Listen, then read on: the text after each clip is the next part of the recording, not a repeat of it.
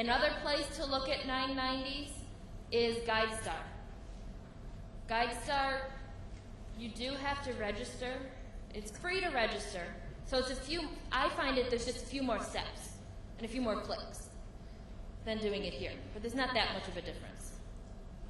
I'm not going to open the 990 just because it'll take a little while to open. What I recommend, though, when you're looking at the 990, go right to the end. Because oftentimes, there's a list of who they've given to. And that's often included as an attachment. So if you're looking at the Big Able Foundation, it's a lot of pages. Just go right to the end, work your way backwards.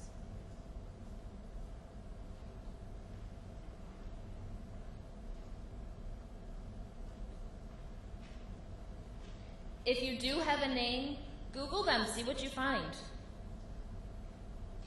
Also looking at who your competitors are, who other organizations that are doing similar things. Who gave them money?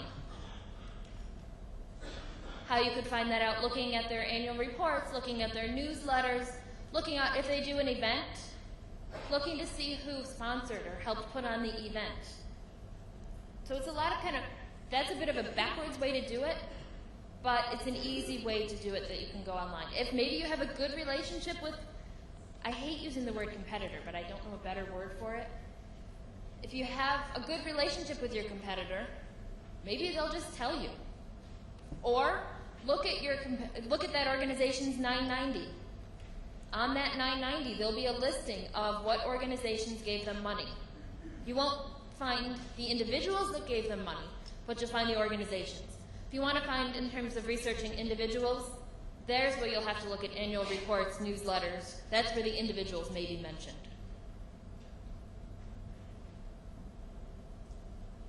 Are there any questions? Yeah.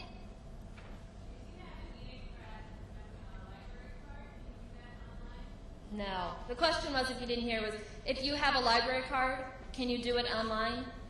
And no, you have to be actually in, for us it has to be, you have to be in our main library.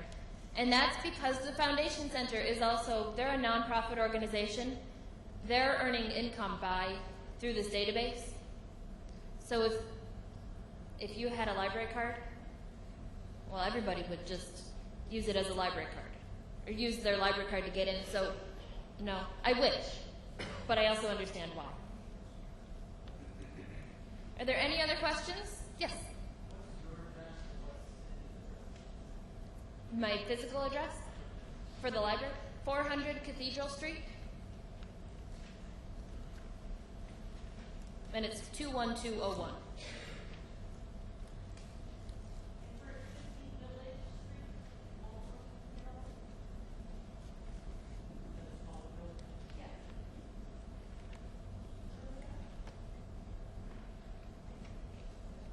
Can you just say it louder? I did.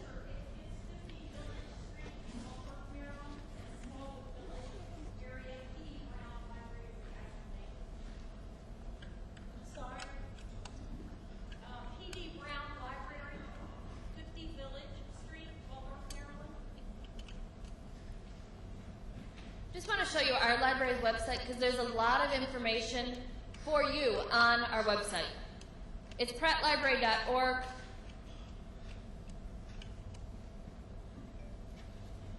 You can either click on locations and then grants collection, or do prattlibrary.org/locations/grants. To sign up for our newsletter, click right on the pretty little green. I send it out monthly. It includes all of our classes. I'll often include, if I find a website or an organization that I think will be really helpful to you, I'll include that. New books that we've got coming in, I'll include that. Classes that we've got coming up. Got one, first one up for me. It's next week. That's actually a version of this. But then what I do in the afternoon is a database derby, which is just open practice time with me available to research the database. The most popular one, proposal writing. Most popular. And that's, I've only got through October scheduled. In November, I'm going to be doing a social entrepreneurship class, and it's actually in conjunction. We received a grant from Frontline, so we're going to be showing a video series and then having some speakers who we haven't finalized them yet, so I don't want to put out the names yet. I don't know the date offhand. But if you sign up for our newsletter, you'll find out the date.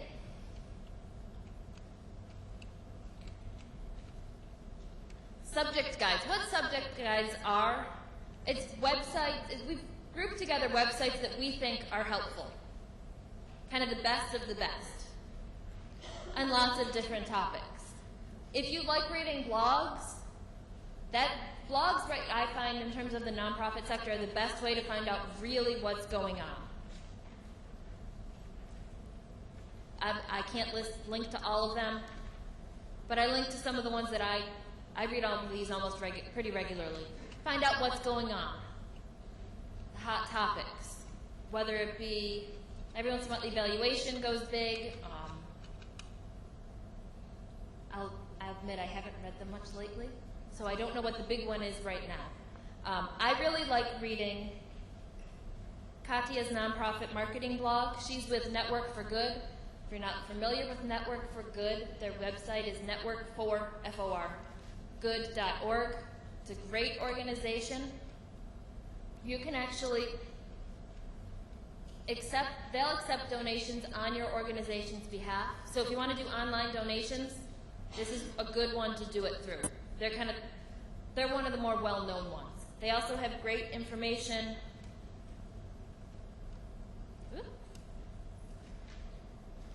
For nonprofits.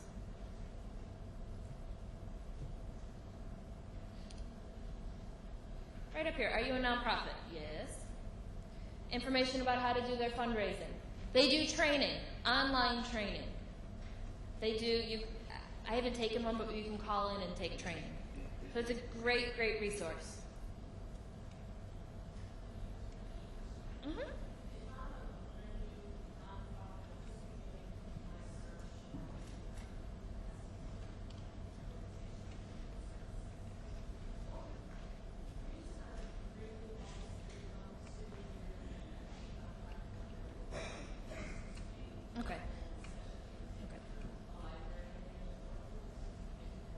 The question was, if you're a new organization, a new nonprofit, I'm going to assume that you already have your nonprofit status.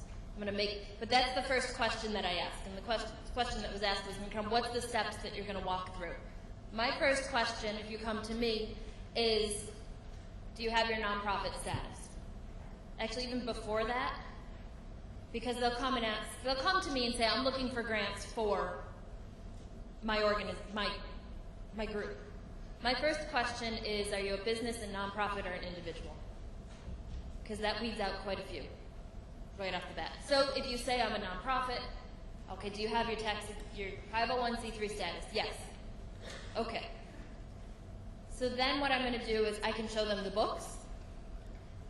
I can show them how to use the database, Foundation Directory Online, as well as Grants Direct. If I know that you are coming ahead of time, if you call me or email me, we can set up a time and I'll actually sit down with you.